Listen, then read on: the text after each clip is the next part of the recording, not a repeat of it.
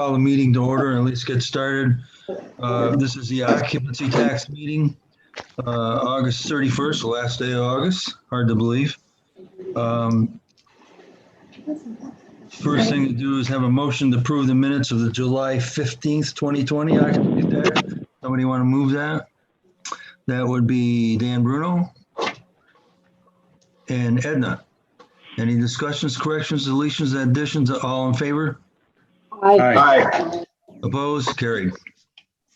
I'm going to open up the meeting. I'm going to ask is Mike Swan on? Good morning, everybody. Can you hear Hey, me? Mike, you want to give us an update about where we are? I sure can. I'm afraid of that. Friday of last week, 8/28/20, we had collected $1,149,538 in occupancy tax. For the same period last year, it was $1,892,000. So we're down $743,234, which is 35% down. That's an improvement over the last bunch. But I want to make this very clear. This is based on our monthly filers. We won't know how good the summer is until probably the end of September when the quarterly filers remit to us. So I feel positive because this has come up a little bit from what it was before. And we'll just have to wait till the end of September to see where we're actually at. So 8/28 was a couple of days ago. Is that collections through July? Yeah, that would be July, and a few of the August filers filed the monthly filers. Early. Okay. The bulk of the money comes from the quarterly filers, which is at the end of September. Okay. Great. Anybody have any questions for Mike? Michael, I'm going to ask you to hang on for a minute. I'm going to ask Lisa to give us a rundown on the occupancy tax and the spending and where we are and what we have in our other accounts. Are you on, Lisa? Yes, I am. Great. Could you do that for us? Sure. I want to first of all say that our checkbook balance as of Friday, August 28th, was $1,301,500. So that's the amount that we really need to keep in mind. The reserve balance at the end of December was $2,350,000, but $590,000 was appropriated to our budgets. Now, that would be both the tourism budget and the occupancy tax budget for the 2020. So right now, the reserve balance would be at $1,760,000. Now that's just a closing account. So to that balance will be added anything that's collected this year and subtracted anything that is paid out this year. We did not have enough money to pay the 25% that was due to the 4 largest municipalities. We did pay collections last year for 2019 were $4,864,000. We did pay the smaller towns. That leaves 3 towns in the village of Lake George that have not been fully paid the 25%. We did pay $200,000 in August. I anticipate paying another $200,000 in the next audit in September. That will still leave $357,423 unpaid of the 25% that is due the towns from last year. To that, we owe another $390,000, which is $30,000 that's given to each of the municipalities by October 15th. So we still owe $747,423. Now, we only have a checkbook balance of $1,301,000, and that is to cover both what's being paid out of the occupancy tax part of the budget as well as the tourism budget. So that's basically where we are as far as occupancy tax. I've got a lot of other figures here, but I think that's it in a nutshell at this point. Lisa, what about the spending plan? That does not take into consideration the spending plan at all. Okay, Just the 25% that is due by the local law. which is mandatory. Correct. Okay. Michael, do you want to add to that? No, I mean, that's where we are. That's, the figures are what the figures are. We just don't have the money to pay all of the expenses that were disbursements to the towns and keep everything else going. Okay. Now, do any of the supervisors have any questions for either Lisa or Michael?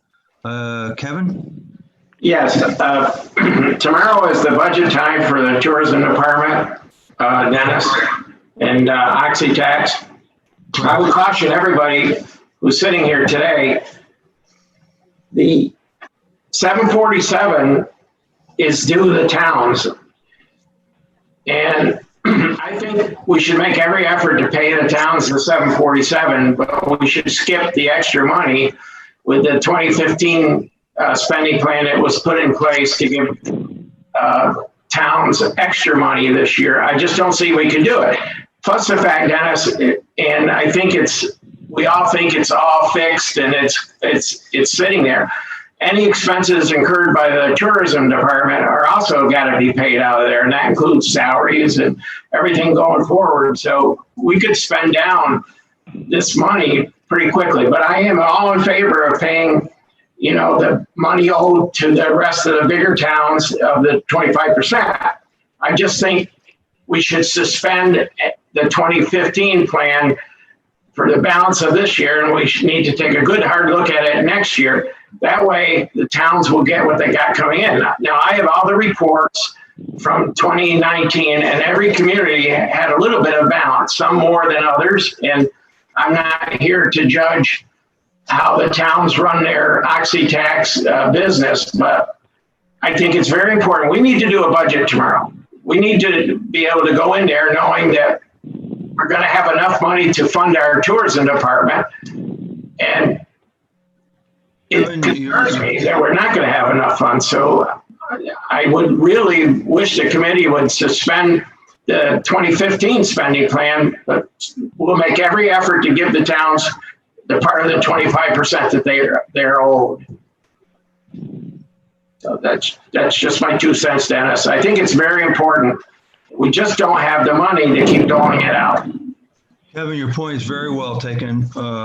After that, later in our agenda, we are going to address both those items and hopefully have some numbers at the end of the meeting for you tomorrow.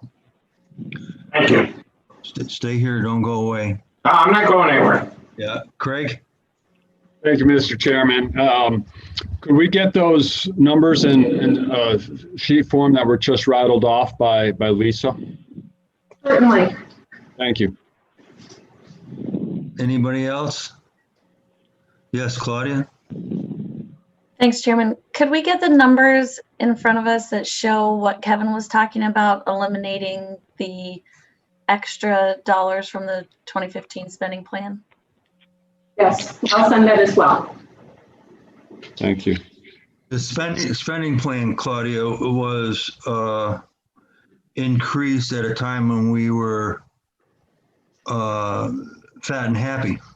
And it was meant to redistribute some of those monies rather than hang on to them. Hopefully they went to good use. But now that we're no longer fat or happy, the spending plan, as far as I'm concerned, should be suspended.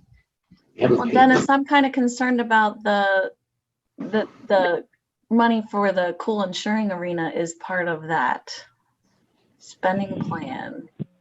That's separate, Claudia. Separate. Yeah, that's we have contract for that. That's separate.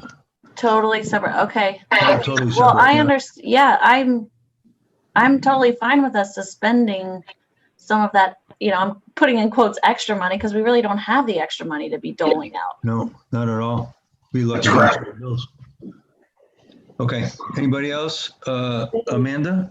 Yep, Jean has a question. No, I don't have a question, Dennis. I just was going to exactly mention what you did. We did the spending plan way back when we were flush with money. And I think we went a little too long with it. And I even have a copy of something the treasurer mentioned to the board last year that we're spending hot tax faster than it was coming in. So this is even before the pandemic. So I think eliminating that spending plan and cutting a few other places, we can make it through this year. And this time next year, we could be sitting here saying, gee, we did the right thing or we did the wrong thing, but I believe it's the right thing. Thank you. Good, Gene. Stick around. You're going to be a big help. Anybody else?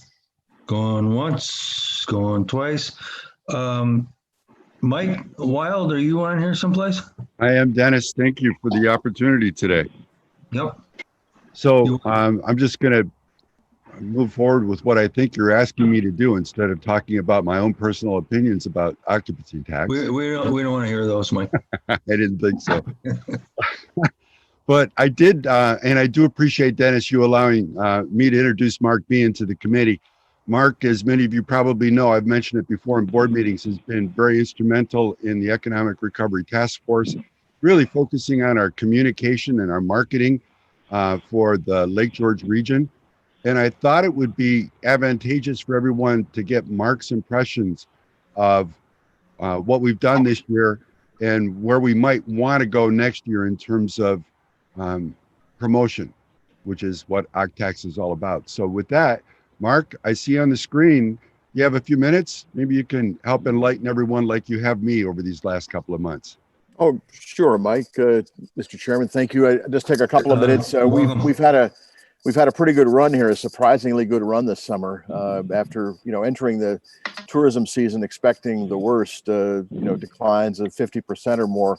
We actually, the local tourism and hospitality properties on the lake reporting a very good season, some a record season. Off the lake, it's less, but overall, the report from the business community is that it has been a strong tourism season. The last time I looked at sales tax collections, Treasurer Swan is here to enlighten us to a much greater degree, I'm sure. But I think we were up over 90% of last year's collections at this time. I hope occupancy tax, when you ultimately get the report in September, will be similar to that. So the investment that the county tourism department made in advertising at the beginning of the season in June and early July was very well spent. It produced not only many new reservations immediately and people in all the towns, but it also brought lots of new visitors that the hotels report they haven't seen before. And so in effect, you bought some market share with that, which is really effective. So my point to you generally would be just our goal is to protect the occupancy tax and the sales tax revenues. The investments that you've made thus far have done that, I think, this summer. And I'd continue to try to protect those budgets if you can, because we may be in a much different situation next summer and maybe just as challenging as this was. So we're headed into a good fall. Who knows what winter will bring, but I encourage you to try to keep as much occupancy tax revenue for events and promotions as you can. I think we've made some progress this summer. And what I would just make one other comment. For a long time, there have been disagreements over how to spend this money, over how to sort of promote tourism in Warren County. I know that. But our hospitality communications group has worked together extremely well. And I think it's bridged the private and public sectors in a very effective way. We're now leveraging both the private investments and the public investments in a much more effective way. And it's paying dividends for tourism in Warren County. So thank you for your support, and please keep that funding intact. I think we can do more good with it next year.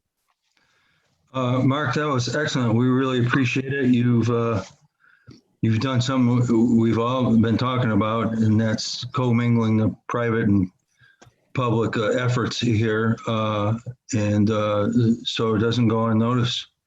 We really appreciate that, and hopefully we can pull this together and recoup. My pleasure, Mr. Chairman. got Thank any you for the questions for opportunity. Mark? Claude? Thanks, Dennis. Mark, do you have any suggestions about, let's say we're talking about not doling out the spending plan to the individual municipalities. Is there any, have there been any ideas floated about using some of that money? Let's say we have a little bit left over to do some sort of marketing effort around well, I'm going to say this for Andrea, because they still have a winter tourism economy to run. And then next spring, saying something like we did this spring, like saying Lake George is open, the Lake George area is safe, and putting some real marketing effort behind just that overall concept rather than individual events. I know you just said that's important, but what about this other side, like No, that's a great question. promoting Supervisor us Brennan. over the winter so people will Sure. think about us and come back next summer, Yep. spring and summer and winter. You make a great point. I mean, I think the first priority is to bring people to Warren County. Once we get them in Warren County, we can do events and other things, but we have to get people to Warren County first. I think the second priority right now for our group is to look at the investments themselves to be sure they are effective, that you're getting the return on investment that you should get for the public money that's being spent. We're in the process of trying to identify metrics that everyone can see, so it's fully transparent, and to see what money gets what kind of results, and to help us forecast future spending so we know where to spend money in the future. Do we spend it always in the same areas on the same events, or do we spend it in new areas? Where can we grow tourism? So I think that project, which we expect over the next couple of months to be completed, will be really helpful in guiding future spending decisions. I think the first priority is to get people here and get them thinking about Warren County, make it a top of mind destination for travelers. And then second, to get them to the events and other activities that are in Warren County. For the fall, for instance, we're doing itineraries that affect that benefit all the communities in the county. And we've been very concerned about being sure that we are cognizant of the need for promotion of the up county areas and the Tri-Lakes areas, and especially in the fall, in the winter, and the spring. And I think we can do some more there. We're at the beginning of this effort, and I know that you need to make some decisions in short order. But my one suggestion would be to keep as much money available and unscheduled for any particular use until we have a better idea of where the market's going to be in the next few months and what we can do, where we can get the greatest bang for the buck. Good point. Hey, Dennis, it's Mike. If I might add, since we're talking about budgets and the like, I just want to make clear to everybody on the call and everyone listening in. A number of months ago, I called Mark to see if he would participate, and he gladly jumped in. And I did mention to him that we couldn't afford to pay him anything. So it's all been done gratis.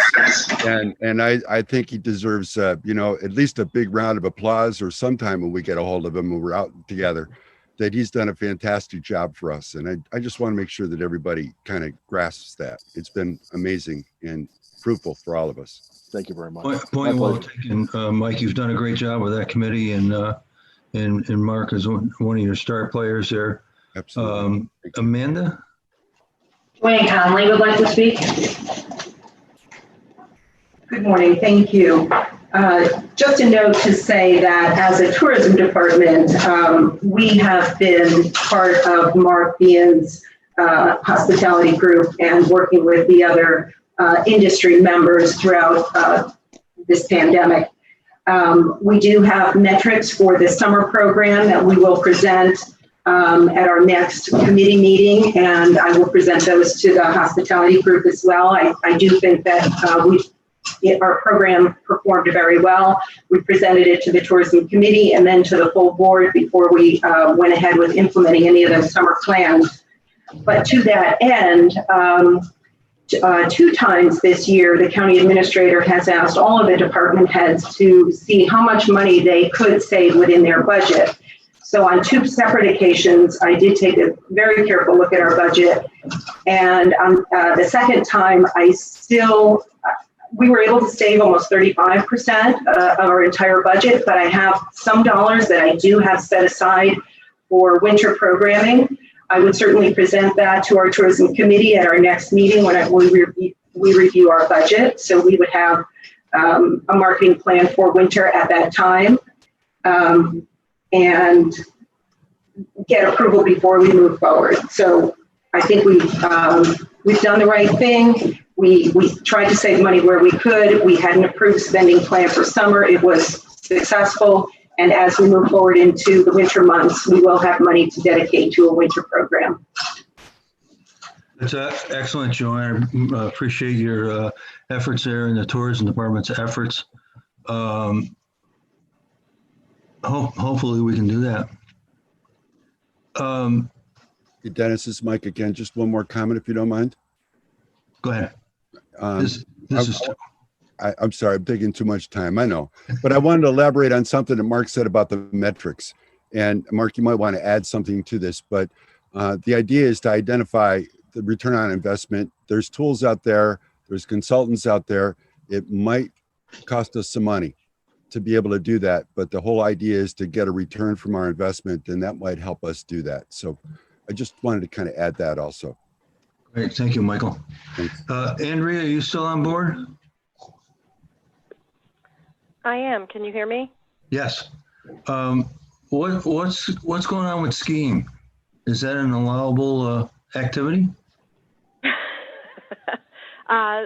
We've been watching. ORDA has not yet come forward with a plan for this winter. Oh, so right. we've been watching what other major industry leaders are doing. Vail released their plan this year. Given the fact that ORDA managed to get some summer operations going, I'm feeling pretty optimistic about winter. You know, they are running the gondola 2 days a week right now, and they are running the chairlift. Wow. So it's pretty close quarters. Obviously there are a lot of challenges to winter. But we're having a lot of talk about how to manage that. But ORDA has not put out a plan yet. Okay, thank you. Anybody else? Anything for Mark or the discussion? Hang on, I lost my agenda.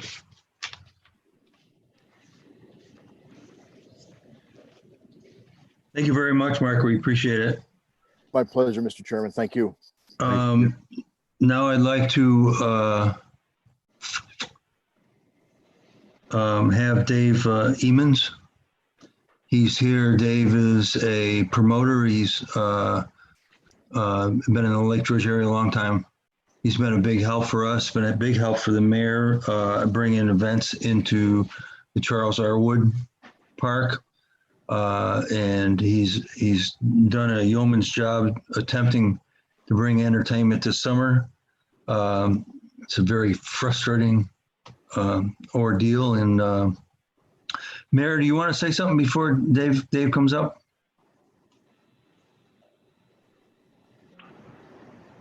No, I think you hit it on the head. The reason, obviously, Dave is here this morning is that he had 3 large events scheduled for this summer.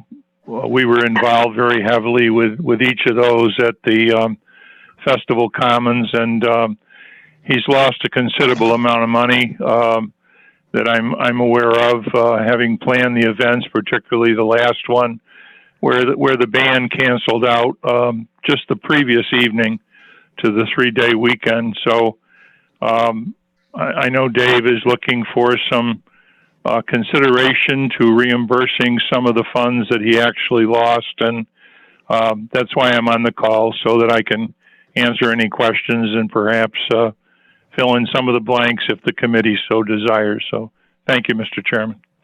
Thank you, Bob. David, you want to tell us where you are and what you want?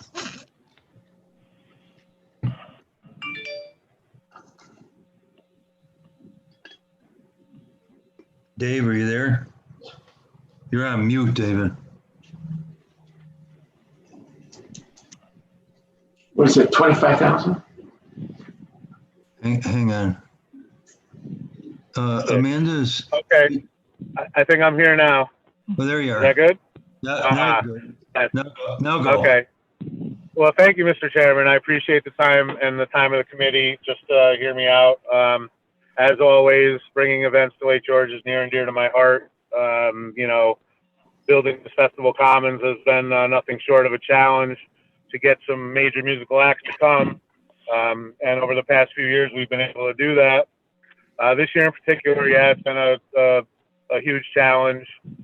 With all the restrictions, we thought we had a good plan to bring some stuff with the drive-in concerts that are happening all over the place.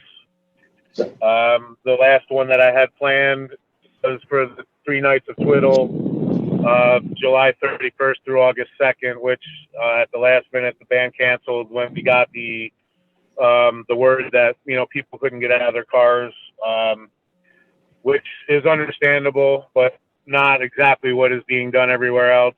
And I do take responsibility for not fully understanding that just because other people were doing it, it's not allowed. When the band found out that people wouldn't be able to be out of their cars with the heat that was forecasted, they decided in the best interest of safety that they weren't going to do the shows. But unfortunately, by that point, we were fully set up. The stage was there, all the sound was there, all the lights were set up, and because of that, I ended up having to pay for everything that was there. This was all part of not being able to do the Adirondack Independence Music Fest as it was supposed to be. So what we ended up doing was we were going to schedule a bunch of drive-in weekends, the first one being that Twiddle weekend, which would have been followed on the 14th and 15th by another 3 days, or 14th, 15th, 16th, with another 3-day run. And I had 12 of them lined up, just waiting to see how the Twiddle one went before we pulled the trigger on the rest. But as you know, all musical events have been shuttered. I think that my calculations are I had 134 acts, 32 days of music, and roughly, I'm going to say $750,000 worth of money budgeted towards these shows. So I was just asking that some of the opt tax that was awarded to the Adirondack could be for reimbursement for some of these losses, so I can go forward in 2021. I'm not by any means rich, and basically I've pretty much lost what I keep in the account for deposits for new events. So if there is any consideration, anything that the opt tax committee could do to help me recover some of that, it would be greatly appreciated. David, run the numbers for us.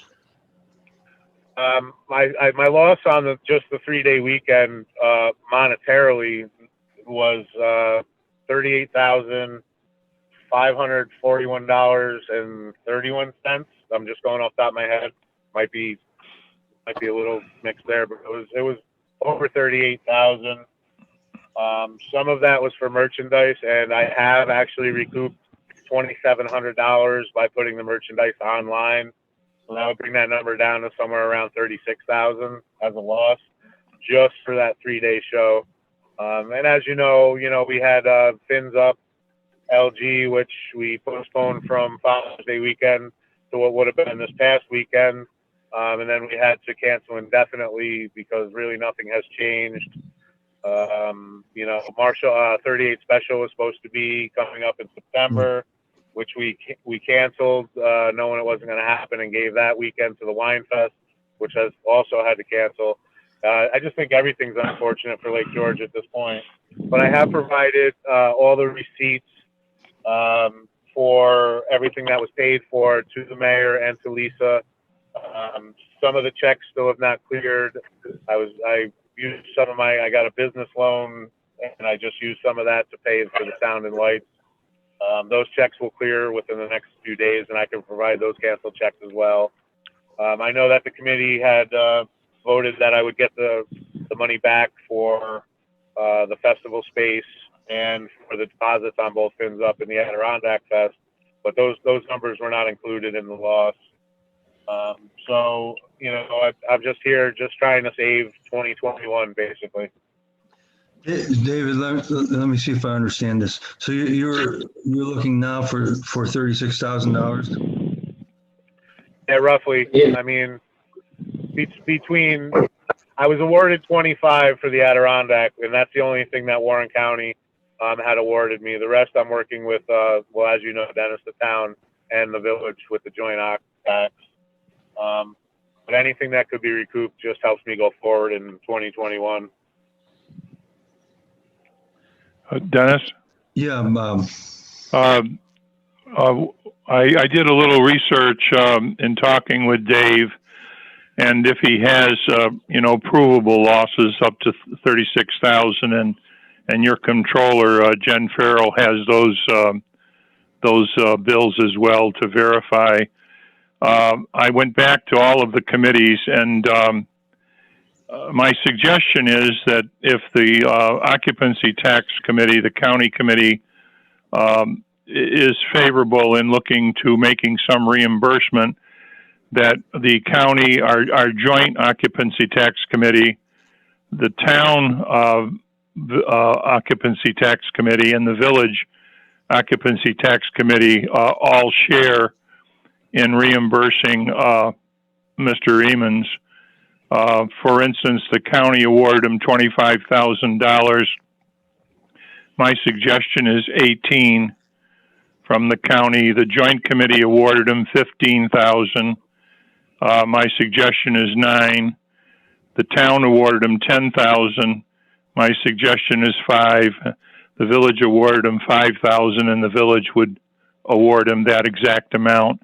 That would give him the $36,000 that he is presently out, and we would all share in it percentage-wise to cover his losses. Mr. Emons has 3 or 4 events already planned for next year. He's been the best customer that we've had at the Festival Commons. He's also acted as a consultant to all of our other music festivals. He's working with the Lake George Music Festival, which is the only one we have left coming up here in September. Mr. Emons is also heavily involved in helping Mr. Lombard put that together. So he's been good for the county, he's been good for the village, been good for the town, and I would recommend you consider reimbursing him if possible, along with the town and village in those amounts. Thank you, Mr. Chairman.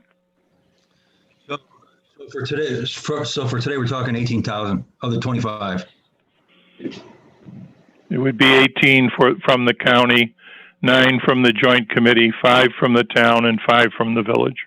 Okay, so we're looking at 18. Mr. Chairman, Dennis, Yes, Kevin. did he sign his contract with the county? Because we have to be careful about giving money away. We can't give it as a gift. But did he sign the contract with Warren County? David? I believe I signed all the contracts that were sent to me, yes. Mary Elizabeth, are you on there? I can't hear you. What Lisa's on? What Lisa? It would be written the same way as American. We have another one to give him, or? I can't hear you. The contract would be written the same way as 2 other events that we've given the money to. So he would have to sign a contract with him? Yes. And it would be reduced from 25 to 18? Correct. Is that your motion? If he has expended his money and he has provided documentation, I'll put forth a motion for 18,000 after he signs the contract. We got to make sure that your I's are dotted, T's are crossed. Okay. Kevin has a motion with 2 conditions. He needs to sign a contract. He needs to verify the bills. Basically, if he has the bills, that's fine. Anybody want to second that? Excuse me, Mr. Dickinson, Brian Dickey would like to speak on behalf of the county attorney's office. Yes. Hi, Chairman. I have in front of me a contract for Improv Records. It is not signed. And we would also need receipts to show us exactly what we're reimbursing, or else it would be a gift. Okay. That's part of the conditions. Yeah. We've already done this for 2 other events, so the contract has to be reworded basically. So that contract that you have in front of you, we wouldn't be able to use. You'd have to reword it so that it was, the receipts were for the preparation of the event. Okay, Mr. Merlino would like to speak as well. go ahead. You know, I know it's tough with this money, but I think we do owe it to this gentleman. He's really taken care of the county for 3 or 4 years. And as long as he redoes all the contracts and legal work on it, I'll second that motion. Thank you, Gene. Open for discussion. Any questions, comments? Claude? Thanks, Chairman. I see at the end of our agenda that we have the 2020 occupancy tax awards, but didn't we redo that whole chart to show which events had been canceled and didn't get any disbursement of money? We've been keeping a running account of that, Claudia? Do you want an update? Is that what you're asking me? Yeah, I want an update and I would like to see the receipts. And I just want to, my question is this exactly the same situation as we did with Americade and the Wine Fest, where we are going to reimburse them for expenses even though the event didn't happen? Correct. And are these marketing expenses? What were his expenses covering? David? The expenses were covering everything that I paid for just the one show that didn't happen. And I provided Lisa with copies of all those receipts, as well as the mayor. And I believe I sent them to Dennis as well. Yes. Jen? Dennis? Yes. We have always used the thinking that the event itself is promotion of the county. So we basically pay anything that is needed to put on an event. And Dave, I have not received your receipts yet. I did get your email, but I'm sure we can work that out. But basically we would pay for stage rental or whatever else that he incurred because the event itself is promotion. I didn't think that's what we did, but that was an interpretation by Paul Dusek many years ago. If the committee wants to change that, we can discuss that now. Mr. Chairman? Yeah, I'd like to discuss. You have the floor, Claudia. Are you done or? Yeah. I'm done. I've always been looking at people's receipts for their actual expenditures, like with the Adirondack Wine Fest. Their Well, expenditures it's part of the condition of the resolution, Claudia, that he gives us receipts, valid receipts. I hear what you're saying, but Lisa said if we are going to change that, we need to talk about it. So that's why I'm saying. Change what? What we should talk about this. How we're going to look at events. Are we going to just reimburse them for all of their hard costs? No. My thought is that we would reimburse them for marketing the event to get people to come here. Well, it's all part of it. The number one goal is to get people to come here. Yeah. It's all part of it. It's all part of it. They just don't show up on the day of the event and hold it. They've got to prep for it, and there's a lot to be paid for. Right, but they're also a lot of those are. The night before, he already had the stage set up. He had a sound system all set up. That's a lot of work. I agree, and I know we've done this 2 times for this summer based on COVID.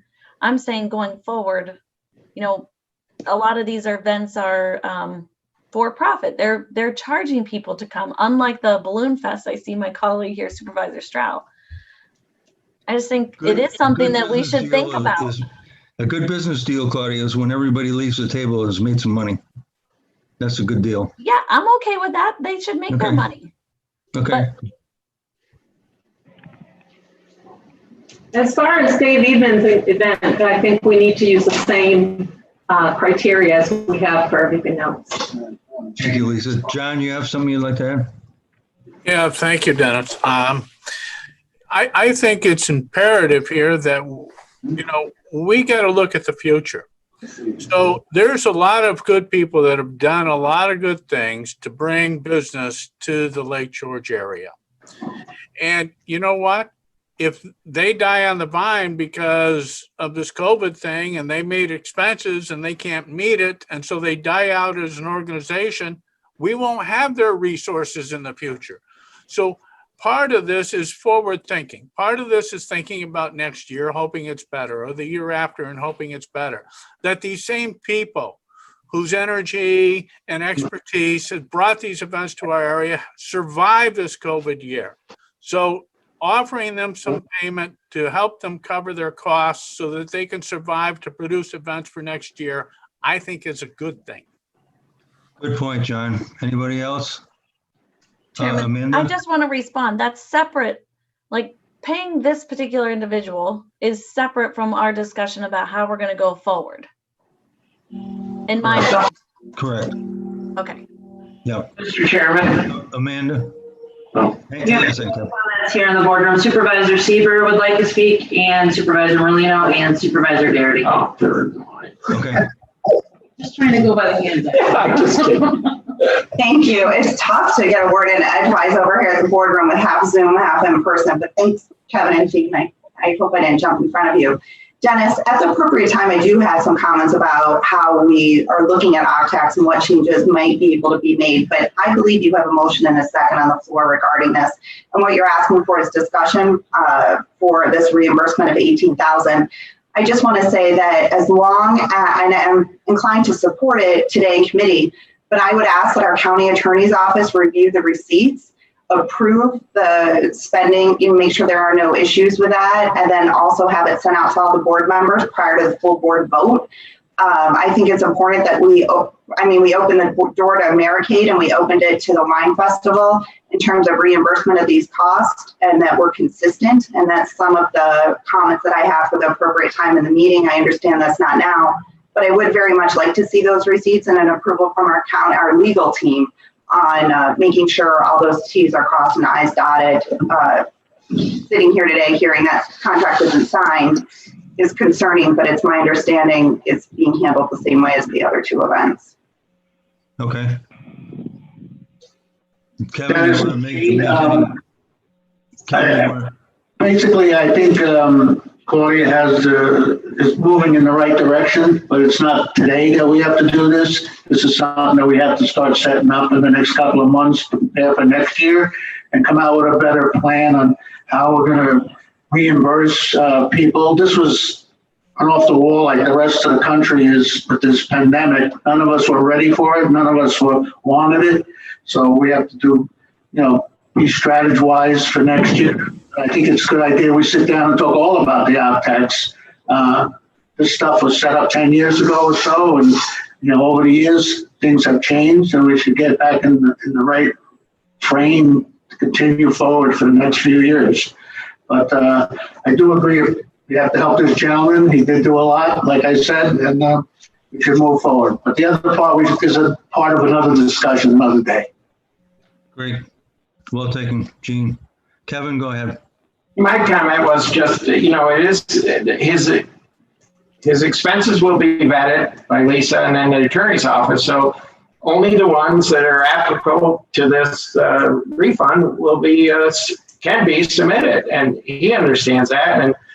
And I agree with Claudia on the guidelines. We certainly need to advance that at a later date. But I just know that this gentleman has done a lot to bring concerts into Lake George, and I'm sure going through the list here, he'll be able to come up with the 18,000 fairly easily.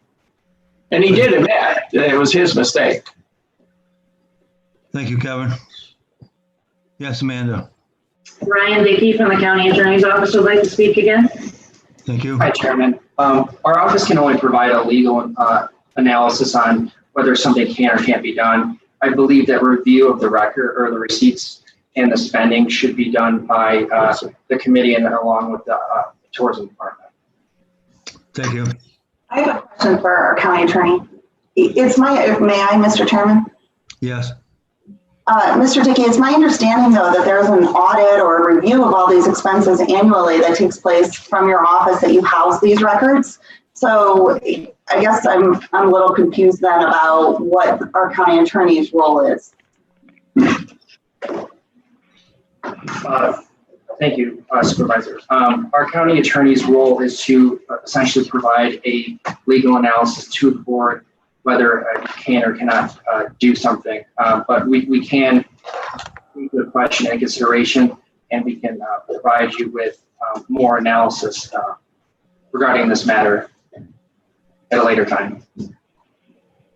So, Mr. Chairman, where would you like that analysis then for whether everything looks legit? I'm sure that I don't want to say I'm sure that it does, because I believe that this information should be provided to us before we're taking this vote. I don't know if it sounds like it hasn't been submitted to the county, but whose final approval does that come from if it's not the county attorney's office? The county attorney is going to look at the contract and make sure the contract is signed. That's a condition. And Lisa and the department are going to review the receipts, which they do with all of them. They do with every single event. They're the ones that review it and determine whether or not it's eligible. It's not my impression that every single event or expense has an after action report that's filed. That's on my list of things I'd really like to talk about, that requirement. I do think there's a lot of inconsistency from whether it be receipts that are submitted, applications for money, whatever it might be. So I just want to know who I'm looking for. I'm looking from Lisa and I'm looking from the county attorney's office for these two checks and balances prior to the full board meeting. Correct. Okay, thank you. Thank you. Can I speak up, Dennis? Anybody else? Yeah, Mary here from the county attorney's office. I just want to be clear, we don't see anything after the contract goes out. So we never see receipts, we never see any of that stuff. So up to this point, we're not doing any checks and balances of spend and what they're being paid for. That never in our office. Very good. Anybody else? Dennis, it's Mike. Yes, Mike. Thank you. Just a little different thought here. And it's for Dave, the question. I wondered if he applied for and may have received any EIDL loans, emergency disaster loans. And if so, I did not for Improv Records. I have a stone masonry business, which I applied for a loan and did receive, and I actually used some of that money to pay these last couple bills after my account was depleted. But that was for a stone masonry business that I've had. I've been a stonemason in Lake George for 33 years. Thank you, David. Anybody else? Kevin? Yeah.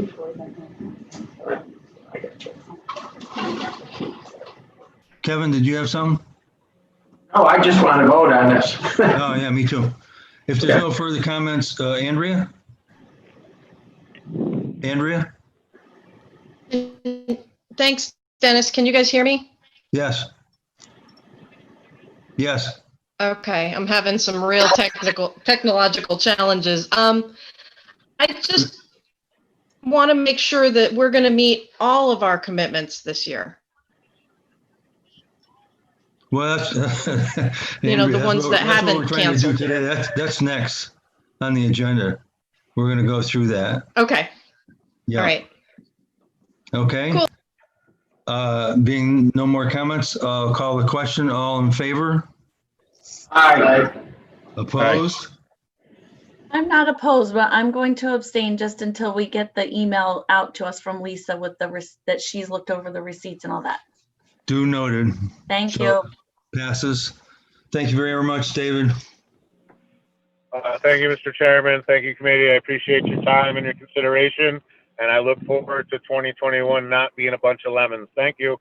Thank you, Mr. Chairman. You're welcome, Mayor. Talk to you later.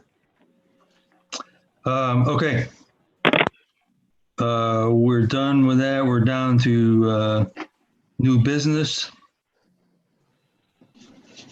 We want to have a discussion on how occupancy tax collections should be used going forward. I think we talked about that a little bit already.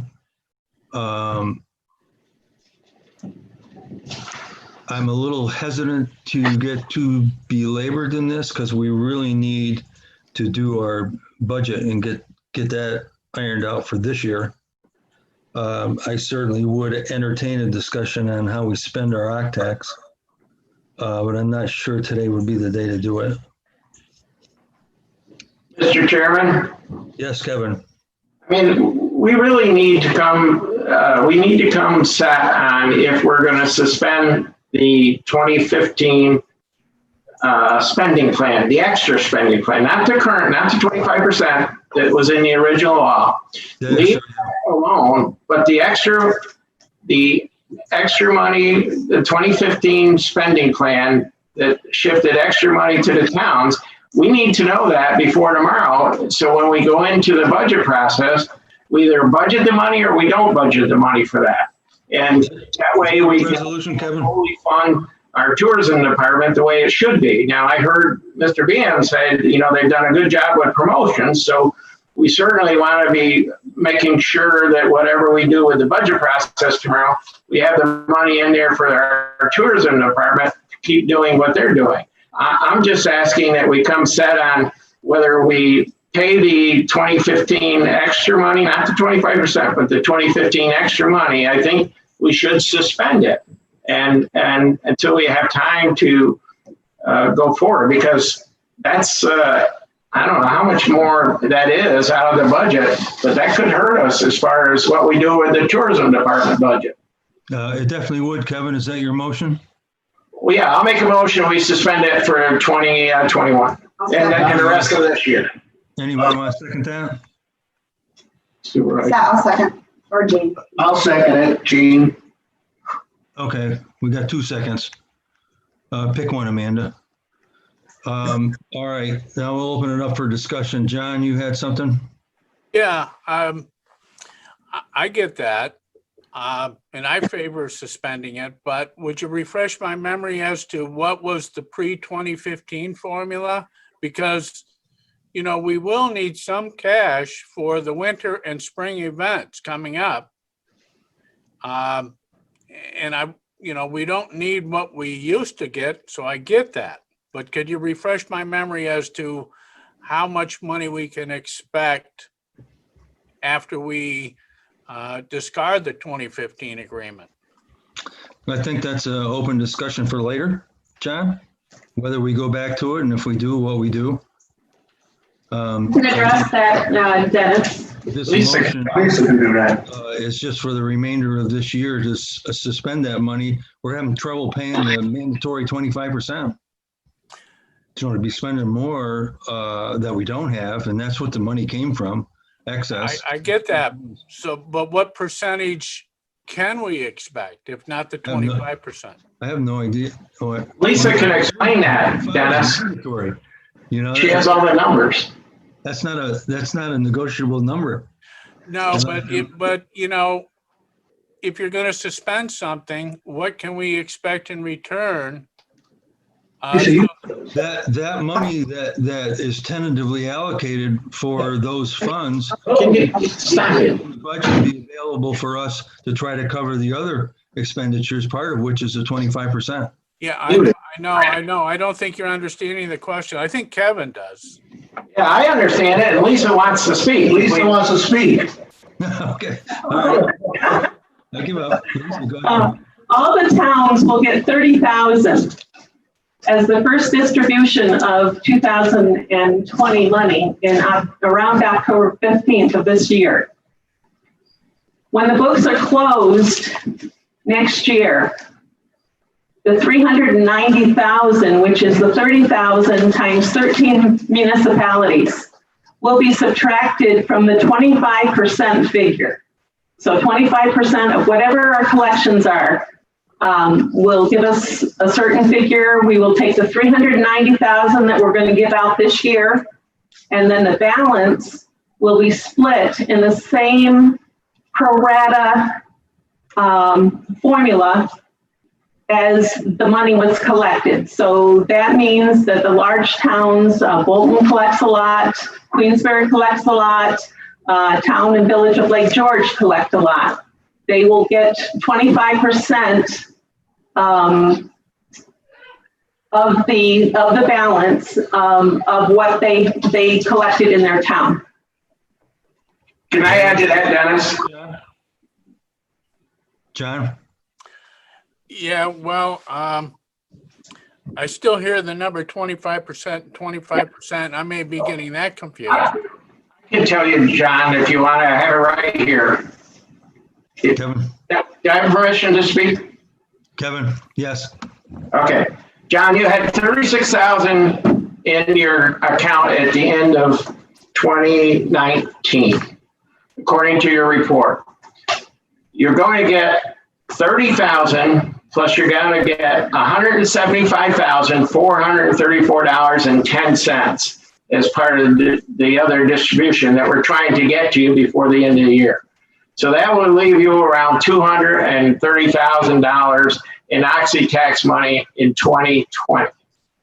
That's to my calculations. Does that help, John? Yeah, it helps. I mean, we had nothing in our account going into 2020. That figure must be an older figure, but we had nothing. We did receive a check for 50,000. So, you know, we thought we would use that to help the desperate organizations like the Hyde, the Chapman Museum, the Youth Center, not the Youth Center, that's community funds, but, you know, try and keep the museums going. I think that's very important for the future. But I think I'm getting it, Kevin. We're expecting some monies for the winter and the spring. That's what I'm concerned about. We'll be getting another 50,000 in the next 2 weeks. And then the balance hopefully in October if we have good collections in September. Okay. Thank you, John. Thank you, Lisa. Claude? Thanks. So what Kevin just went through is the 25% that each of the municipalities prorated based on what they bring in, what they get. That's not what we're talking about eliminating for the rest of 2020. Well, no, that's not his question. His question was how much money is he going to get in 2020? And then we take the spending plan away from them. And I don't have those numbers in front of me, but Lisa does. Okay, that's what I want to know. What are the numbers we are taking away for 2020? From each community. From each community. Yeah, just list it off. I'm ready. Hold on just a minute. 60. What did we take away? Just give them the base. It's the base. Okay, 55,000 from Lake George, the town of Lake George, the town of Bolton, and the town of Queensbury. And $2,500 from each of the small towns. No, that's not true. We're going to get 25. We're going to take the full 15 away. I'm sorry. Right? Earlier in the year, we took 2,500 of the 15,000 that you're referring to, so 12,500 from each of the small towns. If you remember correctly, when we had the occupancy tax meeting to give out awards, more money was awarded than what we budgeted. So in order to make up that money, 5,000 was taken away from Lake George, Bolton, and Queensbury, and $2,500 from each of the other towns, as well as $23,250,000 at that point out of the tourism budget.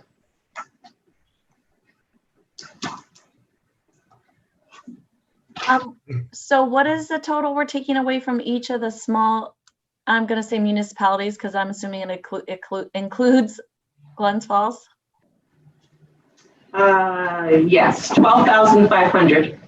12,500 from each municipality. Each of the small, yes. Okay. 55,000 from each of the large, Lake George, Bolton, and Queensbury. Okay. Anybody else? I have a question. I hesitate to call on you, Ron. You're on mute, buddy. Lisa, the additional amounts that went to Queensberry and Bolton were reduced. I think you're correct by 5,000 of the 6,000. But the allocation on the additional amount for Lake George Town and Village was, I believe, 120,000, not 50 or 60. I'm just reciting the spending plan that I know that exists. And on top of that, the original spending plan on the original allocation included monies for Cool Arena as well. That was part of the original spending plan, and not only included the 15,000 for the additional amount for the city of Glens Falls, but it also included Cool Arena, which was okay. The Cool Arena is a separate budget code, so we're not talking about. No, the resolution was separate, but the original spending plan for the original amounts that were additional monies that were given to the towns most certainly did include Cool Arena. It most certainly did. I mean, you're stating a statement of fact that there may be a separate resolution, but the original spending plan, I mean, what I'm stating is not an opinion fact, because I know, because that was a plan that I put together. And just so we're clear, I get it. We're concerned about the revenues, and everybody needs to perhaps modify their thinking for the balance of this year. I get that. I do wonder if, for example, if the revenues, if we are able to reestablish the type of revenue stream that we're historically accustomed to, is that revenue going to be for Bolton and Queensberry and Lake George? Is that going to be reinstated? That would be my question. And particularly if we're the ones that are going to have to take it on the chin. So I guess my question, I have two questions. One, other than the statement of fact. One is will the revenues be reinstated? Should the revenue stream be reacquired?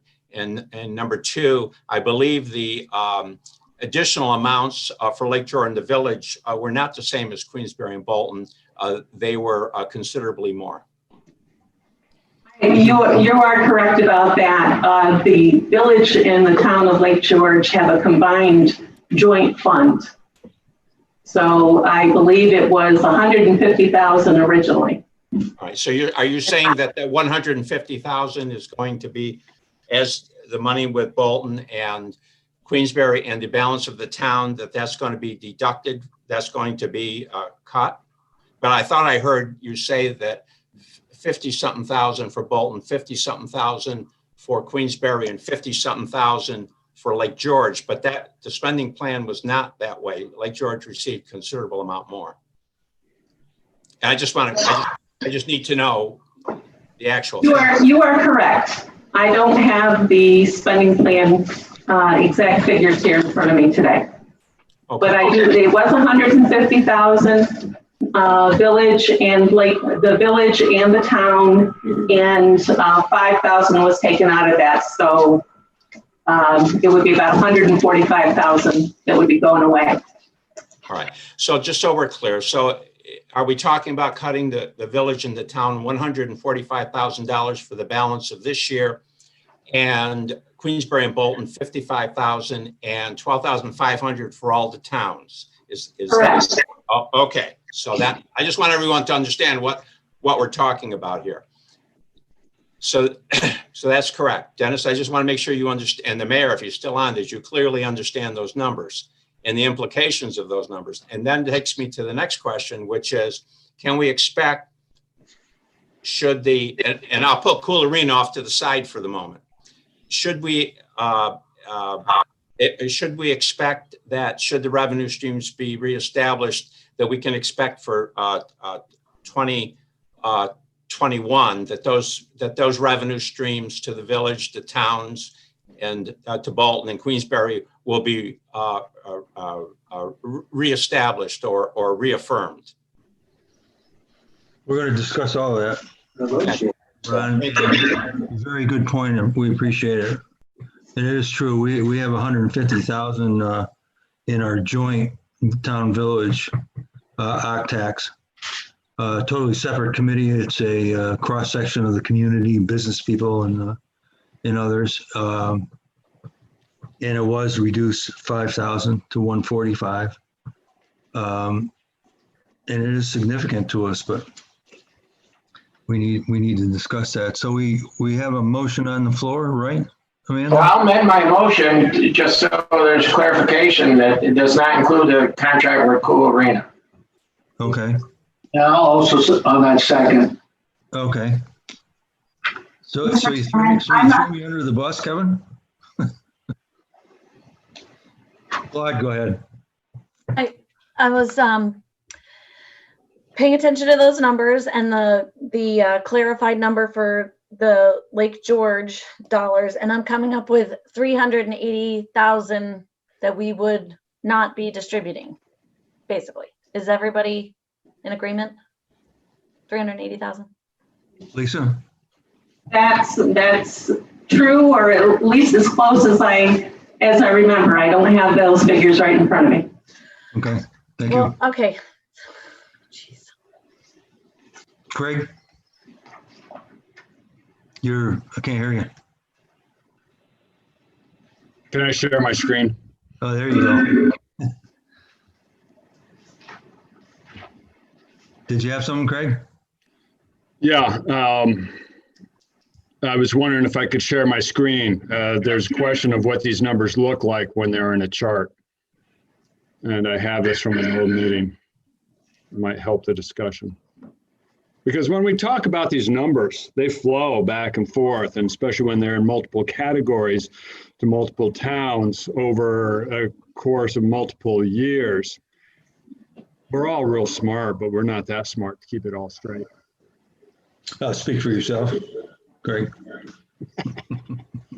I'll make an exception for you, Dennis. All right, thank you. Anybody else? Mr. Chairman, I have a question. Go ahead, Rich. Thanks, Dennis. I guess I am not clear. I am very confused because the only attachment we have to this meeting today is talking about our 2020 OCTEX awards and numbers there. I really would appreciate some type of updated document that would spell this out a little bit clearer. I mean, I guess we're going on 380-some thousand that we wouldn't be dispersing, but my understanding was that was for 2021, that resolution was made for. Is that correct, Kevin? The balance of 2020 and 2021. So 2 years. For 2 years. So this motion is to suspend for the 2 years for the balance of 2020 and for 2021. Yes, and the reason for 2021 is we have to do a budget tomorrow, and we have to know where our revenues are coming from. So that answers that question. My second question is, as Kevin alluded to, all these reports that are filed, I went back and looked at the 2018 or 2019 that were filed for 2018. Is there a way, if these documents are not correct, the last one I saw from Queensberry was signed in March of 2020, attesting to the 36,000 as the balance. So if those aren't correct, who keeps that whole list of every town that certifies the balances? Because for discussion for a different day, I really want to talk about those balance caps. Who has that whole list? And could we please get just a spreadsheet of these reports that were filed with the ending balance? Those reports go to the county attorney's office. So those are in the county attorney's office. Could we please get an update on all those then, especially if there's concerns that they're not correct?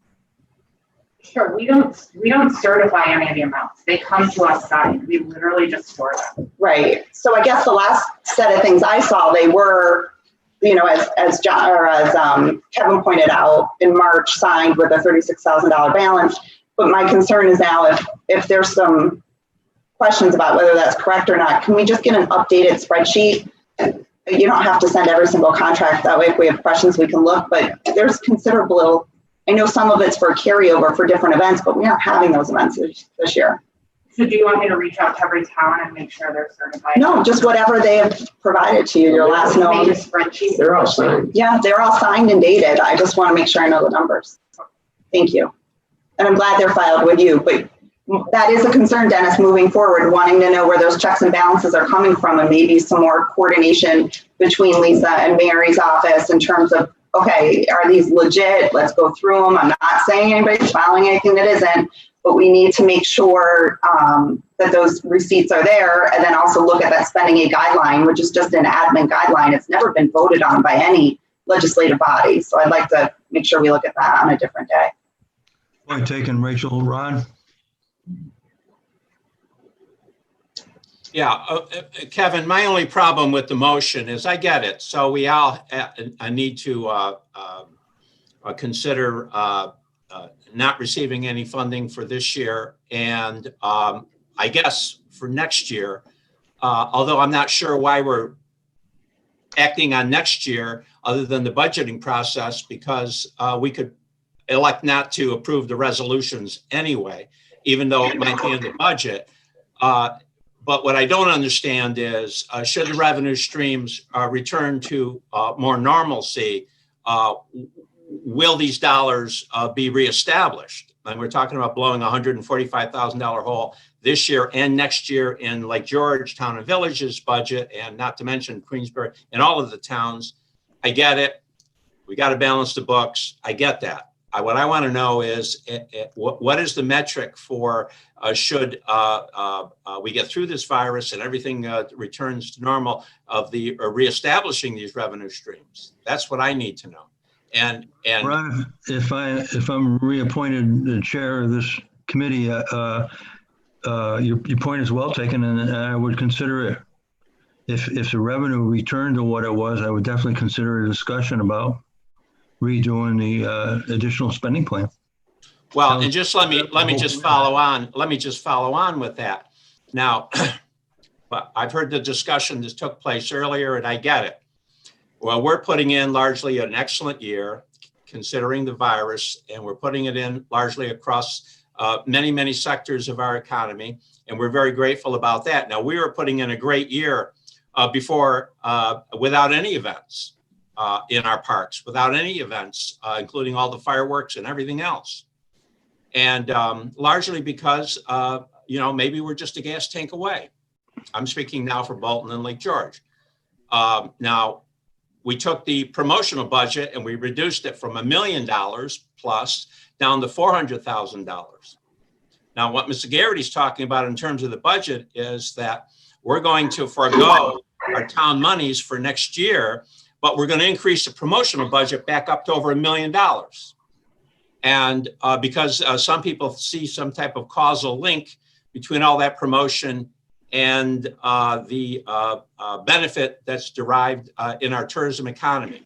But I'm here to tell you that during this COVID pandemic and everything that was going on, what sustained us was a great Lake George. I'll speak for Lake George, a great Lake George, clean and pristine waters, communities that were receptive, a business community that kept people safe, and an infrastructure capable of supporting those people. So I get the discussion. I understand it. I try to put it in context. But what I want to know beyond you, Dennis, is I think as part of this motion, the motion should include the reestablishment of that money should the revenue streams return to normal.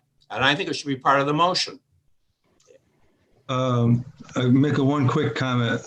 Lake George businesses are doing as well, Ron.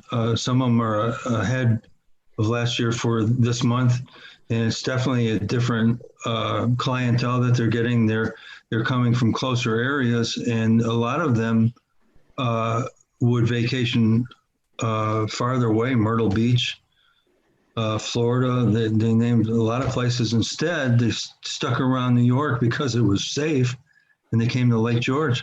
We've had a real insurgent of those kind of clients. From that comment, I'd go back to Kevin. Are you interested in revising your motion?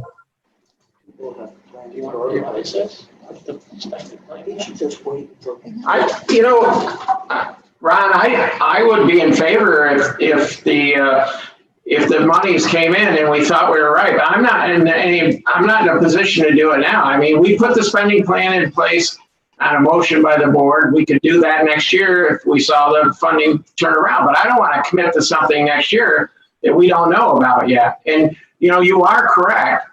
A lot of money is coming into the community without the events. If you're not funding the events, they're still coming into the community for the reasons you stated. So I don't want to amend my motion I would support it in 2021 if it came back up, if I'm on the committee also. But I'm just trying to get stuff done so we can get the budget done tomorrow. And I think not putting that money in the budget, in the bank, as part of what we need to correct will help us.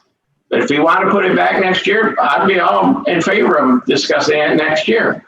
And you make it sound like you're going to be down to $30,000. It's not $30,000. You're still getting a pretty good chunk of change. All the big four communities are. So, and that's not going to change to 25%. So if your occupancy tax rate's up this year, as you believe, when you get that extra money next year, you should see an increase. But I'm not going to try to deprive anything. I just want to get a budget done in a reasonable fashion so we can move forward.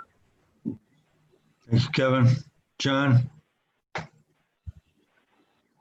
Yeah, well, Ron, I think misstated when Ron made the statement that the towns or municipalities should expect no further occ tax this year. Is not accurate.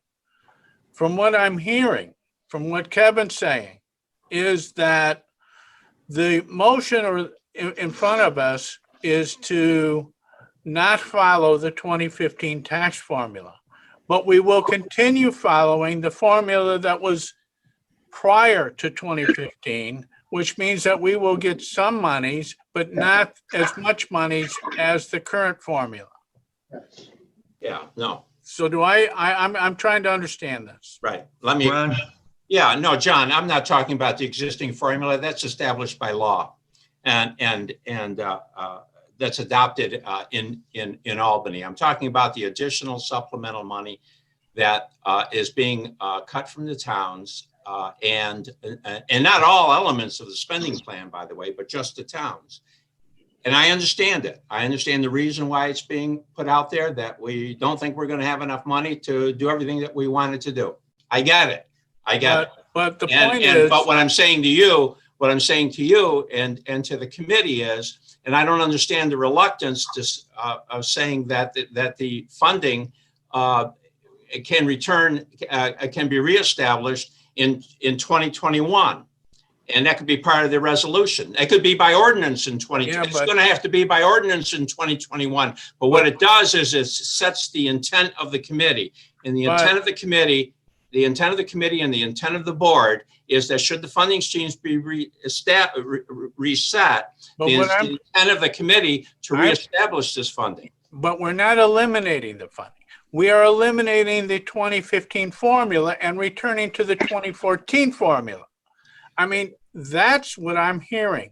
So we're still going to receive funds, but not as much as the 2015 formula. That's correct. You're both right. Okay.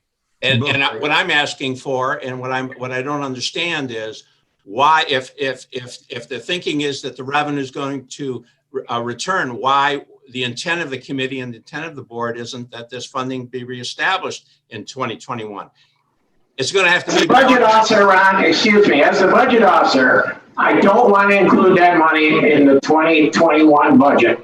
End of discussion for me. I made a motion, somebody seconded it.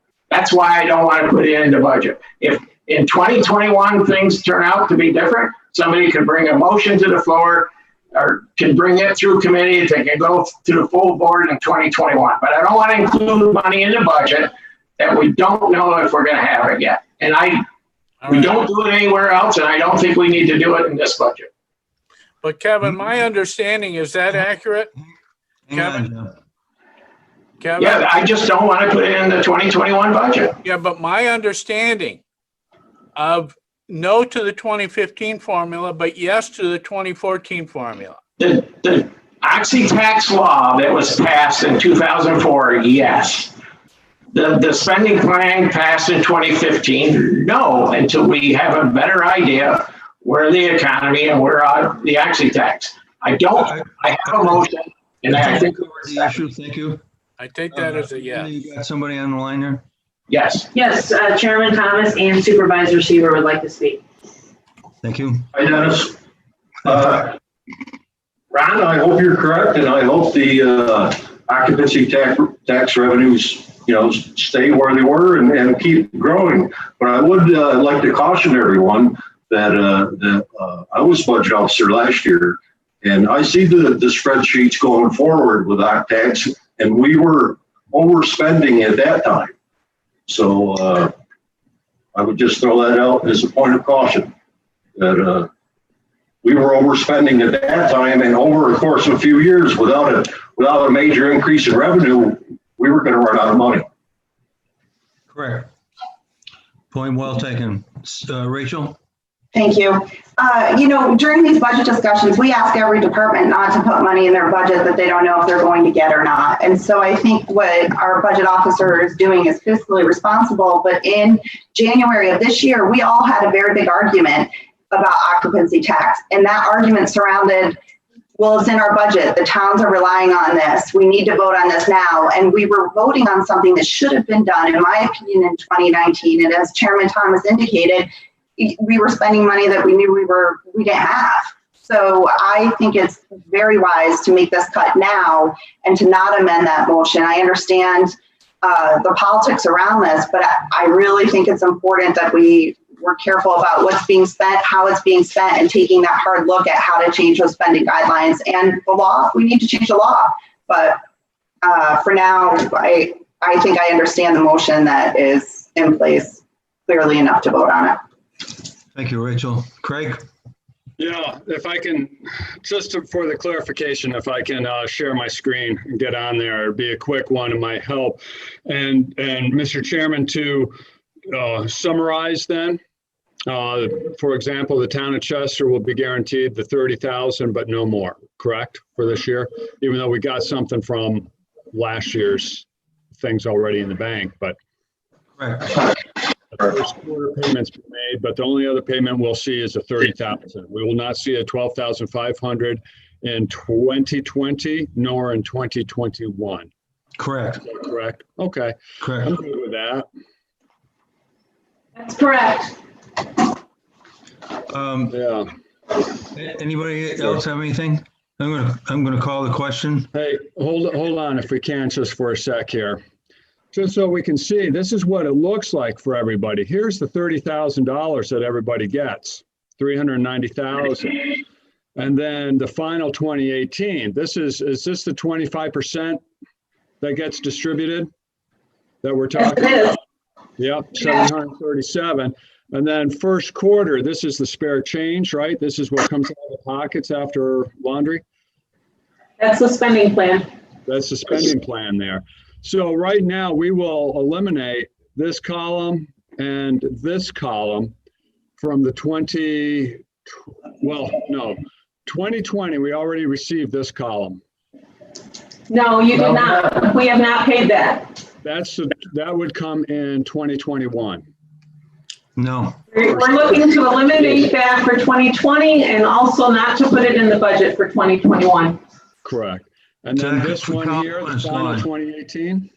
That would be the 25%. Yep. And the small towns have received that already. Okay. And we're on getting the larger towns paid. Yes, you will get the 25%. So I think Chester's already received this months ago, right? Correct. But Bolton has not received that? Bolton, the three large towns and also the village of Lake George have been paid $50,000 to date. Okay. In the next audit, I'll pay another $50,000 and hopefully the balance will be paid in October along with the $30,000 to each of the each municipality. 13 municipalities, that's an additional $390,000. Okay, thank you, Lisa. So then the motion on the floor for us, we are voting not to distribute the remainder of what these four towns have not yet received for. No. That first column, that spending plan is what we're not going to distribute. Okay. And then for 20, and are we voting for the 2021 then for this budget as Kevin's? Yes. Okay. So for 2021, what does that column look like? The first column? No, this. I don't know. You don't know? Please, somebody explain. The first column's the only one we're talking about, Craig. The Okay. first column. Forget the rest of them. Okay, will do. Thanks. That clarifies You're it. welcome. Thank you. That was a good display. Yep. Okay. Anybody else have anything before we vote? Hearing none. All in favor? Aye. Aye. Opposed? Motion's carried. Thanks, everybody. Now.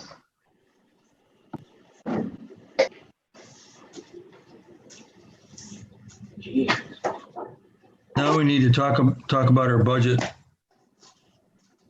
Lisa, you want to give us a rundown of what we're talking about?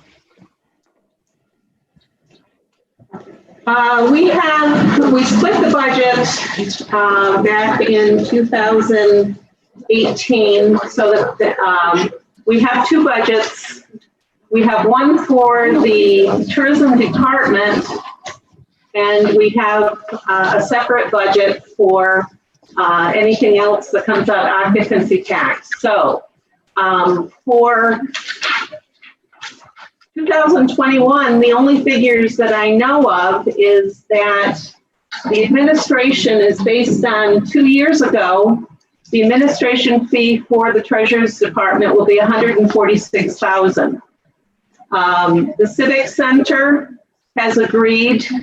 They took a 5% decrease this year from $250,000 to $237,500.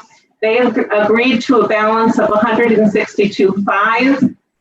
And the CVB was at $550,000 this year. They took a 27% reduction to $400,000, and they requested $480,000. So those are the only budget figures that I have so far to put in on the occupancy tax side. So that's $180,000. Anybody have any questions or issues with those numbers she's given you? Just, can we get them emailed to us as well? All this would be very, very helpful prior to, so I can follow the meeting. Yeah. This is fun. Well, we can do that. We're going to vote on it today, though. So what other budgetary items do we need to look at, Lisa? Well, we need to budget wherever we think the 25% is going to end up. I can plug in a number for that. Last year we have to figure out basically what we want to give for events for next year. If we want to actually award money for the events, and as another thought on that, whether or not we want to use the applications that we received this year going forward, or if we want new applications and by what date we want those. We also have $5,000 that is budgeted for Black Dog Designs, who does a festival, does the website for the Festival Commons. And we also have a 5-year commitment with the Civic Center for capital costs for $100,000. And we also we give $125,000 to the towns of Chester, Horicon, and Lake Luzerne for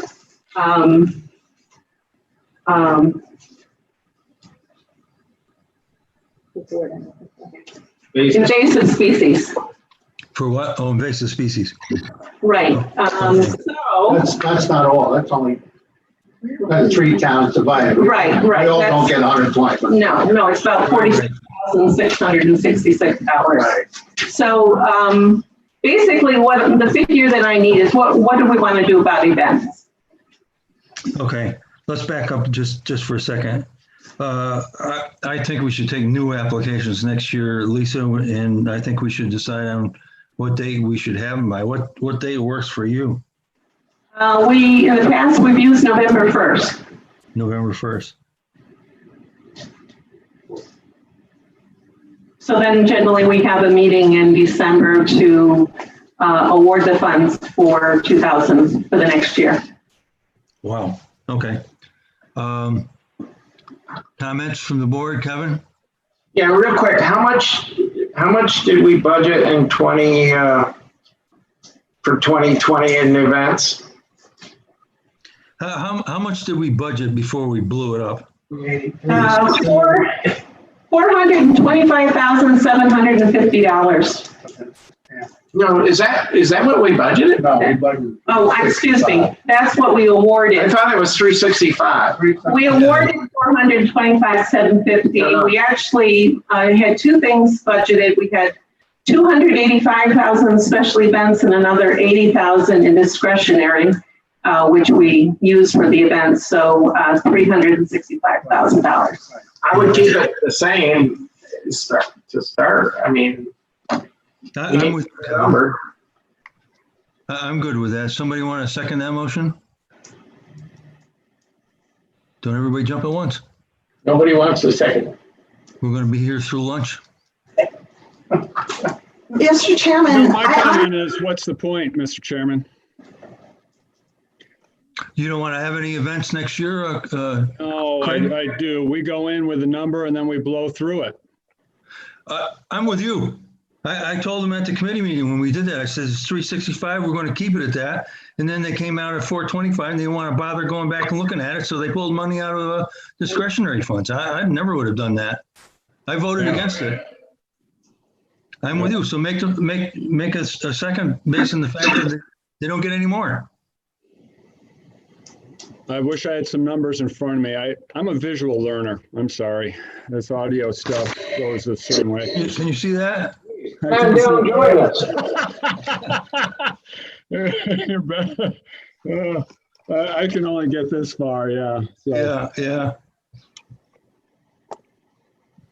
Lisa, do you have that all written down? Can you share your screen or put it up somehow? I attached a spreadsheet to the agenda with what was awarded last year. Craig. The bottom line is Gotcha. 355,000 to give out. She had 280-some thousand. Lisa? Yeah, so originally we budgeted 285 and had an additional 80,000 in discretionary. So that's a total of $365,000. So go for the 285. 285. 285? Under 3. I'm all right. She just needs a number. Okay. 285, we got a motion, we got a second. Any comments? I have comments. Claude? Okay, I'm like, I don't understand what we're doing. If we have a budget, you guys have a budget meeting on this tomorrow. You're just trying to get our consensus from the committee, what numbers you would like Lisa to put into the budget? Yeah. That's it, Claudia. That's it. This is the OCTAX committee budget. We only have like 5 or 6 items here. Well, why don't I have this in front of me in the budget? I'm sorry, in the agenda? What we're proposing. What do you want in front of you? Okay, so you're saying somebody just made a motion for 285,000 in special events for 2021, Correct. but we budgeted over 425,000? No, we didn't budget 425. I'm sorry, we awarded. Right, we budgeted 365 and then we pulled the rest out of. We blew the budget, right. Right. So now what we want to do is we want to go back to the original. The 365 was $80,000 we took out of discretionary funds. We don't want to do that. We want to go back to the original number, 285. Do we have any idea what we're projecting for revenue for next year? None. Or, I'm sorry, we use this year's revenue for next year? Correct. It's a guess what we'll bring in. The treasurer is working on collecting from short-term rentals, and we've had a very good summer so far. I'm thinking that we will end up this year collecting between $3 million and $3.5 million, and we may do as well as $5 million next year. But I don't have a crystal ball. Is that more or is that an increase over something? Well, if we were to, collected additional 3 million this year from just short-term rentals that we never collected before. no, I'm talking about a total figure for this year. So what was it? Between 3 million and 3 million 5. Last year was 4 million 8. Okay. Dennis, it's Andrea. I have a quick question. Okay, Andrea, hang on a second, Ron. Go ahead, Andrea. You have a 3-year commitment to the North Creek Business Alliance that came out of the 282.5. That she covered that someplace in those numbers, I think. Didn't you, Lisa? I didn't mention that one particularly, but that would be part of the 285,000 that we would be setting aside for the award. I just paid them their second year. We have one more year at 12,500. Okay. All right. Thank you, Lisa. You're welcome, Andrea. Ron? Yeah, I just, I'm taking the committee at its word in terms of the intent regarding the money to the towns. This expenditure plan, is this contingent on the money being restored to the towns? Is it tied to that? In other words, we'll spend the 300,000 or 280 or 480 or whatever you approve contingent on making the towns whole on the 25%?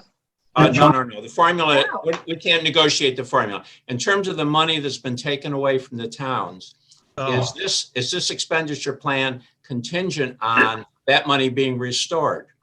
No. It has nothing to do with that money being restored or not restored. Is half of this expenditure plan contingent on the monies to the town being restored? No. So this expenditure plan is being approved. This expenditure plan is being approved with, you're going to spend this money, but you have no intention of restoring the money that's been taken from the towns. Is that what I'm hearing? No, Ron, that's not what you're hearing. Okay, I'm not sure what I'm hearing. I just was taking you at your word. I was taking Mr. Garrity and the rest of the committee from what I heard at its word. Now I'm hearing that you're planning on spending 2021 monies in advance of restoring the town's 2021 monies. And this is the event money, Ron. This is what I get that, but the money that the towns receive are event money as well. But in other types of monies. But I guess what I'm trying to find is, I'm just being very careful here, and I don't mean to take up a lot of time on the part of this committee, is to find where and when the town money is going to be restored, because no metric has been established for that. And I just want to be clear. That's all. My understanding is the metric is as we close out the year and we get some idea of where the norm is going to fall after this pandemic, at that point in time, we should be able to estimate whether or not we're going to have enough money to redo the additional spending plan and what it'll be. It's not a debt issue. It's just, this is a budgetary thing. We want to do our budget and get it closed. If we get more money in, we have it to spend, then we're going to spend it. That's what it's for. We're collecting all that occupancy taxes, spending on promotions and entertainment. I just need to be very careful here, because you can understand, Dennis, we'll do our share as we always do out of Bolton. I just want to make sure I understand where or Queensbury or Lake George or any of the towns. I just want to know where we fit and what metrics are being applied here, because you can bet your bottom dollar that if the numbers return to any level of normalcy, I'm going to expect this committee to entertain legislation in this regard, because that's what I'm hearing. I'm expecting that as well, Ron. Okay. Because just so you know, I mean, I just want you to be clear that this is this year and next year is a $280,000 hole in your budget, and as well as the village, and it's a $110,000 hole in Queensbury's budget, and as it is mine, and it's a $30,000 or $25,000 hole in every town budget. So this is a big deal. It is, right? Okay. That hurt. I won't hesitate to tell you that hurt. Rachel. Thank you, Mr. Chairman. While we're talking about expectations, this year I had the expectation that we were going to revamp a lot of what's going on in this discussion here today, but to do it with documents in front of us, with public input, and with an opportunity to really move forward talking about changing the application process, maybe revising the application, looking at a revised scoring sheet, taking a look at the administrative guidance from the Schedule A, and also being able, if we have to have a number that's going to go in, I would prefer it be the most conservative possible. But I'd like to know if there's public comment from the hotels and the people that are actually raising this money for us then as politicians to be able to determine how to spend. I really think that we've got to get this money back into the hands of the people that are professionals and that are working hard to raise it. I'm concerned that we're talking about taking applications for November 1st. I'd like to see that date move back, and I'd like to be part of a committee that would revise those applications, that scoring sheet, the spending aid guidelines, the after action reports, how those reports are all filed and where those checks and balances are. I think that it's time, and everyone I've talked to this year told me this would be the year. So we all have expectations from that perspective. And I don't hear a hardcore plan on how that's being done. We don't even have the numbers in front of us today. So I'm all for a different meeting and more information, but if Kevin's got to have a number, he's the budget officer, he makes the number and, you know, we figure it out. This is a number we've lived with before, 285. It's a reasonable number. You can do a lot of entertainment for $285,000. So Kevin needs a number. This is a very conservative number. It's less than we've given in I don't know how many years. So we need to settle on this and get that set. As far as the other things, Rachel, why don't you've obviously put a lot of time and effort in this. Why don't you put a proposal together for all the things you were just asking about? Bring it to I'd love to. I thought we were going to do it as a committee though this year. We are. You put it together and bring it to us. We'll rip it apart. Did you just promote me to chair of OCTAX then? No, I didn't. I gave you a task as a member of the OCTAX. Yeah. I look forward to working closely with you on that, Dennis. Okay. Good luck. Clyde. Yeah. Dennis, Clyde. thanks. Thank you, Chairman. I'm just very concerned that we're talking about $3.5 million and how we're going to spend it next year, and we don't have the documents in front of us. I mean, I know that we can just go off the $285,000 that we've done before, but why do we not have the budget document in front of us showing what we did last year, the numbers that we actually expended and awarded this year, and then a proposed budget for next year? Why do we not have that full document in front of us to do this, to have this discussion today? No idea. We always go over the budget after the budget has, we've gotten together with the budget officer. So that'll be at the next meeting. Thank you, Lisa. Somebody was flapping their arm. Who was it? Craig? I'm waving. Yeah.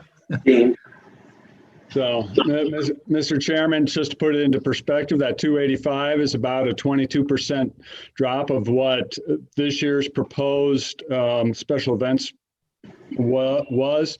And if we're looking at a 3.5 million versus a 4.8 million, that's a 27% drop in revenue. So I think we're quite in line going with the 285, seeing that we could have a type revenue stream coming in. Good point. Good math. Thank you, Craig. Amanda. Supervisor Merlino would like to speak. Dennis, great job today, Dennis, and the rest of the people. But one little suggestion I might have just to think of, it don't have to be voted on. All the people that are going to get notified about applying for money for their events, I think you should tell them they should all look at a 10 or 20% reduction of what they had last year. And this way it might be easier to perform this 285, so we don't have to go back and, tell people they can't have it. They should all start looking at least a 10 or 20% reduction if they gave us one last year, and look at that. That might be a start to make it easier when we have to look at all these things. Gene, I think Lisa, when she sends out the notices, could put something in there to that effect that we've allocated 285 and it's 20% less or whatever than the previous year, and they should take that into account when they're making their applications.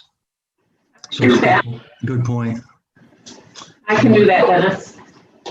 Dennis, I have a question. It's Andrea. Okay. Will that 20% apply to the Cool Arena and the CVB?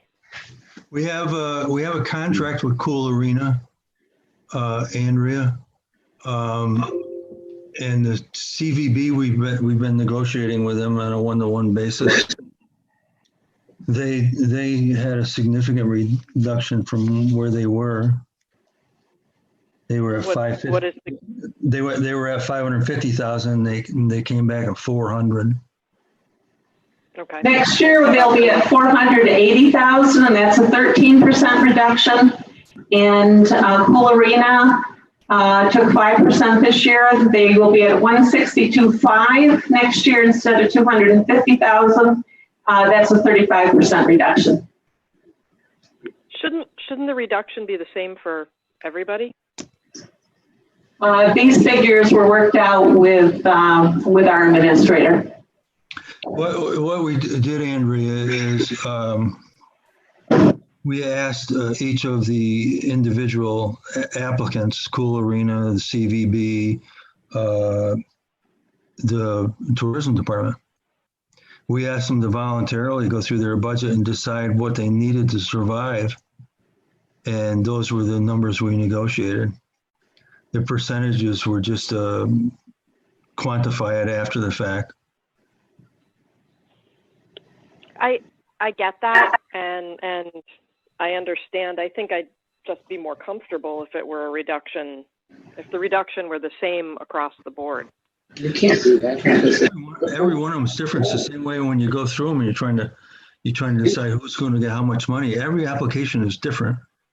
It has different parameters. And you need to work your way through those and do what you think is correct.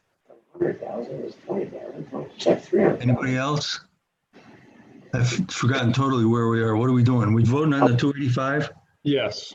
Okay. Anybody got any more comments? If not, I'll call the question. All in favor?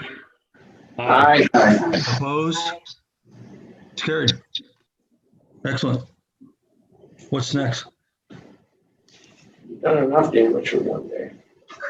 Well, we've been in a meeting for almost 2 hours. Maybe we want to save the other one for another meeting. Rachel. Doesn't the Kevin need these numbers? Yeah, we're good, I think, on the numbers now. We're good. And we'll report, I'll give you everybody the final budget that we go with, the proposed budget for occupancy tax at our next meeting after we meet with the budget officer tomorrow. Or we could send it out. Or Kevin says we can send it out to everybody. Okay. So you're good, Kevin? You got all the numbers you need? I believe so, Dennis. I mean, you know, I want to thank everybody. I know it's tough. You know, I know some people are not happy, but, you know, let's hope we recover next year. Let's hope 2021. But I don't want to be the one. We're on the right track as long as we don't trip up here. Claudia, do you have something flapping your arm there? Yeah, I just want to say, I don't understand how Kevin can be all set. We only talked about one number, the 285, or made a motion on it. What are we doing with the rest of the budget? Are we just waiting for Kevin to put it forward after tomorrow's meeting? Well, we have numbers that we've been working on. She went through Civic Center's 237.5 and the CVB is 480 and Black Dog was 5,000. We got 100,000 for the Civic Center. That's a contract. That's a hard and fast number. And then we have 125,000 for the 4 towns for invasive species. They pretty much depend on those to keep their waterways in some. Are we holding our own? Are we holding the tourism department's budget flat? Or what are we? Yeah, but I'm sure that we're going to come in flat. Yeah, they did their fair share. And less. They came around twice and dropped their numbers. So now it's up to the budget committee. They may come back and blow them all out of the water. I don't know. Amanda? I just wanted to give you a heads up before you move to adjourn. Don Lehman does have some public comment. Okay, anybody else? Ron? Yeah, just a point. Let's not forget, we also had contracts with the towns. Correct. And I assume those contracts with the towns are going to, for 2020, are going to be wiped out because of some caveat relative to subject to availability of dollars. And if we're going to have, if that's the case, then maybe we should make sure that that type of language is included in all our contracts. Thank you. Okay, Ron. Mr. Chairman, Mike. Mike? Just a quick one, if you don't mind. You know, we're all in this together in terms of trying to make tourism happen. And I know we haven't spent a lot of money on events. Can we get a list, basically a spreadsheet from the towns?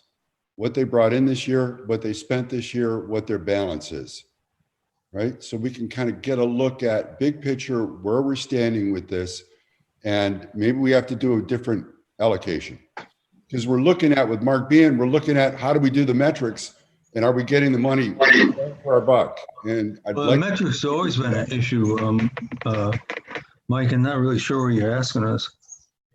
Well, there's probably extra money that hasn't been spent this year, right? Is what?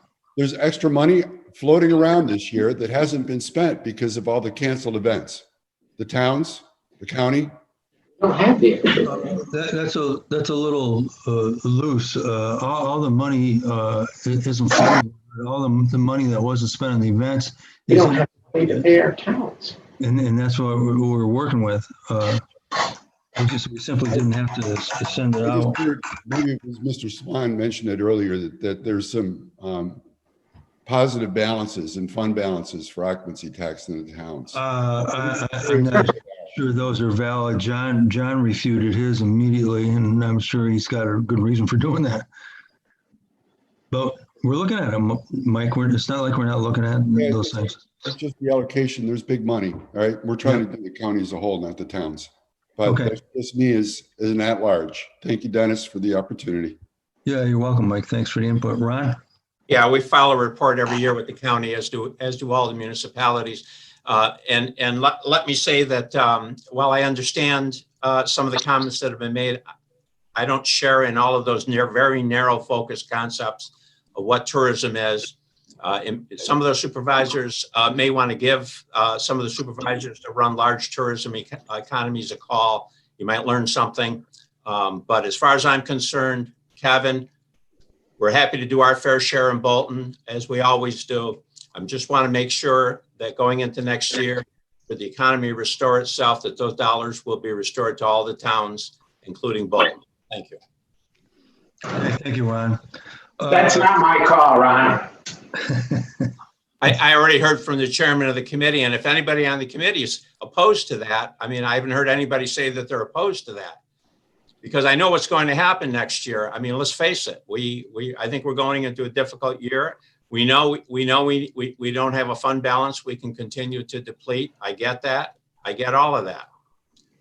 But Bolton didn't spend the program into having to make these kinds of decisions. Others did. Now the COVID is exacerbated and created a bad situation. I get it. We're willing to do our fair share.